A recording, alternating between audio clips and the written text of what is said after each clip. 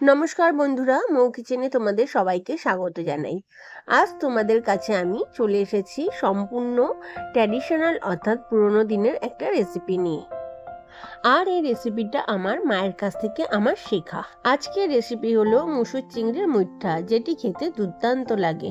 এই রান্নাটির জন্য আমি আগে থেকে মুসুর ডাল ভালো করে ধুয়ে জল ঝরিয়ে নিয়েছি। এবার একটা মিক্সার জারে মুসুর ডালটা নিয়ে নিচ্ছি, আর ওই ডালের মধ্যে দিয়ে দিচ্ছি খোসা ছাড়ানো চিংড়ি মাছ। প্রথমে চিংড়ি মাছ আর ডালটা পেস্ট করে একটা বাটিতে নিয়ে নিচ্ছি। এবার ওই ডাল আর চিংড়ির পেস্টের মধ্যে একে একে দিয়ে দেবো কাঁচা লঙ্কা কুচি, আদা কুচি আর রসুন কুচি, আর দিয়ে দিচ্ছি একটা মিডিয়াম সাইজের পেঁয়াজ কুচি। এবার সমস্ত কিছু খুব ভালোভাবে মেখে নেব।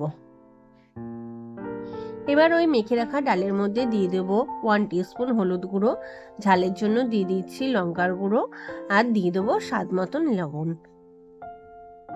এতে আমি দিয়ে দিচ্ছি 2 চামচের মতন বেসন। এই বেসন দেওয়াতে মুঠটাগুলো তৈরি করতে খুব সুবিধা হয়। এবার সমস্ত কিছু আমার খুব ভালোভাবে মেশানো হয়ে গেছে।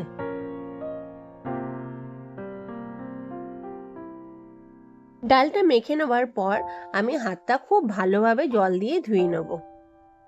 আমি যেহেতু মুঠটা বানাবো, তাই ডালের পেস্ট থেকে খানিকটা ডাল নিয়ে হাতের সাহায্যে মুঠমুঠ করে মুঠটা শেপ দিয়ে দেবো।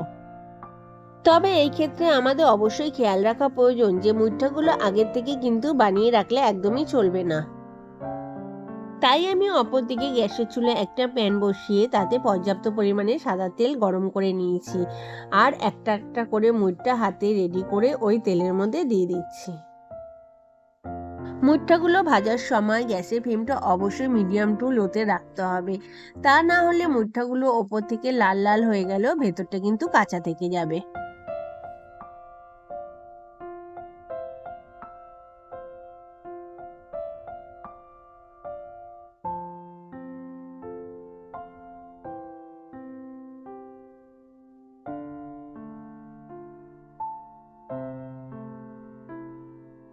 এইভাবে সমস্ত মুঠটাগুলো লাল লাল করে ভেজে একে একে তুলে নিচ্ছি।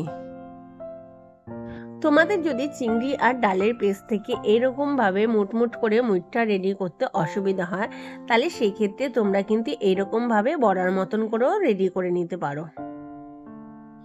এই বড়াগুলো আমি লাল লাল করে উল্টে পাল্টে ভেজে নেব। এই বড়াগুলো গরম ভাতে ডালের সঙ্গে কিংবা শুধু শুধু খেতে কিন্তু ভীষণই ভালো লাগে। প্রিয় বন্ধুরা, আমার কথাগুলো হয়তো তোমাদের আজকে একটু বুঝতে অসুবিধা হচ্ছে, কারণ আমার প্রচন্ড ঠান্ডা লেগেছে, আমি ঠিকঠাক করে কথাও বলতে পারছি না। সমস্ত বড়াগুলো বেশ লাল লাল করে আমার ভাজা হয়ে গেছে। এবার বড়াগুলো আমি তুলে নিচ্ছি।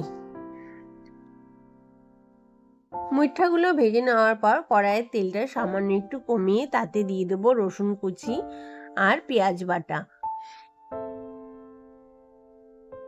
আর দিয়ে দেবো 2 মিডিয়াম সাইজের টমেটো বাটা।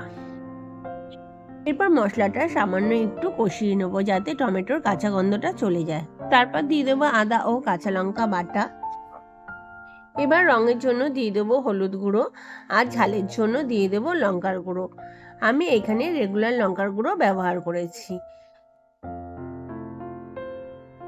এবার মশলাটা একটু কষিয়ে নিয়ে তাতে দিয়ে দেবো স্বাদ মতন লবণ।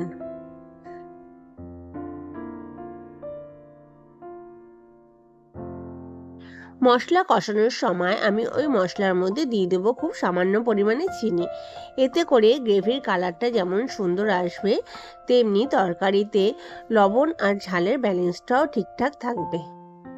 এবার ঝোলের জন্য দিয়ে দেবো পরিমাণ মতন জল। আমি এখানে নর্মাল জলই ব্যবহার করেছি। ঝোলটা যখন ভালোভাবে ফুটে আসবে, তখন ওই ঝোলের মধ্যে দিয়ে দেবো আগের থেকে ভেজে রাখা মুইঠাগুলো। এই ডাল চিংড়ির মুইঠা ভাত কিংবা রুটির সঙ্গে খেতে ভীষণই ভালো লাগে। সবার শেষে ওপর থেকে ছড়িয়ে দেব সামান্য একটু গরম মশলা। তোমাদের হাতের সামনে যদি ধনেপাতা থেকে থাকে তাহলে অবশ্যই তোমরা এর মধ্যে ধনেপাতা দিতে পারো। প্রিয় বন্ধুরা, আশা করি আমার এই রেসিপি তোমাদের ভালো লেগেছে। আর যদি ভালো লাগে তাহলে অবশ্যই আমার চ্যানেলটাকে সাবস্ক্রাইব করে আমার পাশে থাকার অনুরোধ রইল।